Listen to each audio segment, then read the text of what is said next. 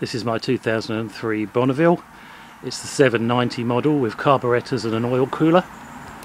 The other day when I was checking the bike out and it was inside the store, I noticed that this half of the dial isn't illuminated, so the bulb's gone. Everything else works, but this one isn't, so I'm going to replace the bulb. In order to do that, I want to take the unit off and find out exactly what kind of bulb it is before I troll off up to Halfords to get one. When I first got the bike, I put this rather nice cheap Chinese screen on, and I need to remove that in order to get at the back of the dials. That's actually remarkably easy because it's just these two Allen headed screws.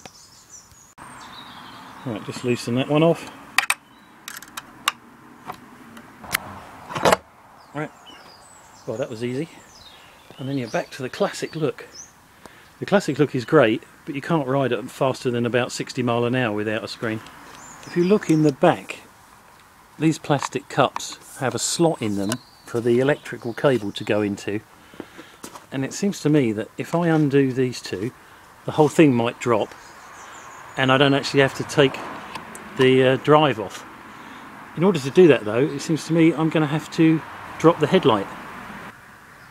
I put together this toolkit just for the Bonnie, and I've virtually got everything here that fits everything.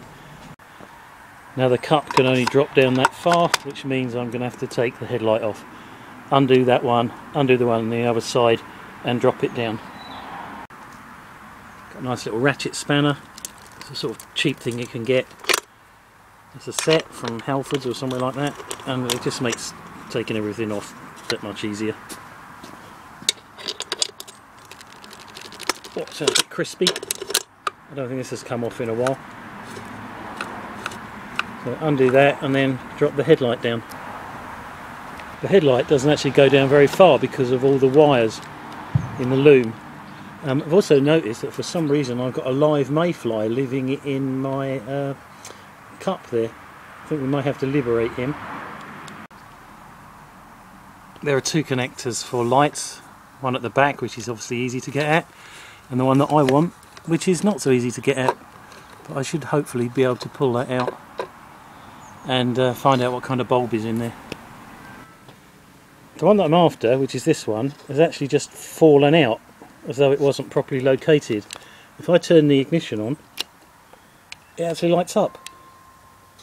It's not very bright, so it may be worthwhile just getting a new one. I mean, I know this is in daylight, but that is not very bright. Maybe the problem was that this was working, but it hadn't been put back in correctly. Now the previous owners of this bike, who looked after it amazingly, did some interesting things with the wiring up this end, and that may have been one of them.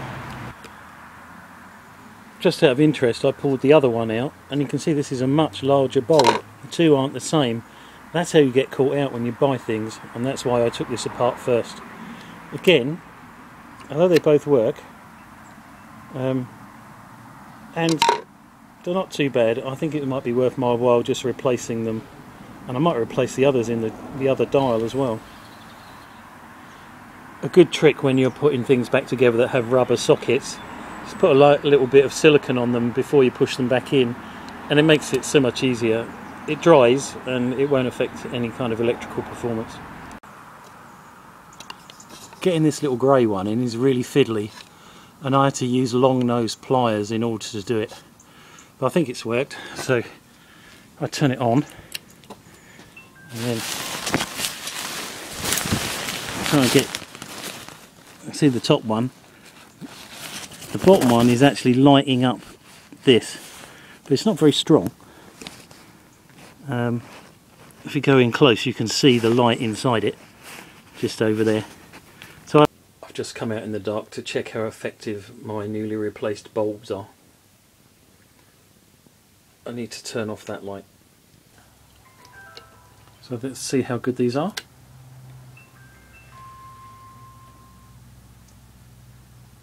Well, that's quite disappointing actually. This half of the dial is still not lit up, despite having a new bulb.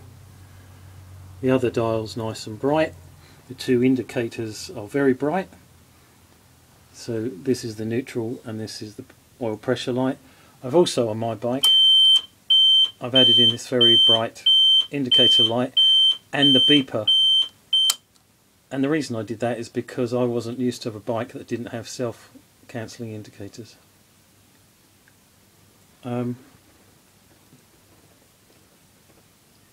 Yes, that's very disappointing.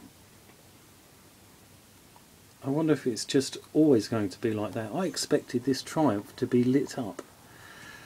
I may have to go into the back of it again and see if that bulb holder has fallen out.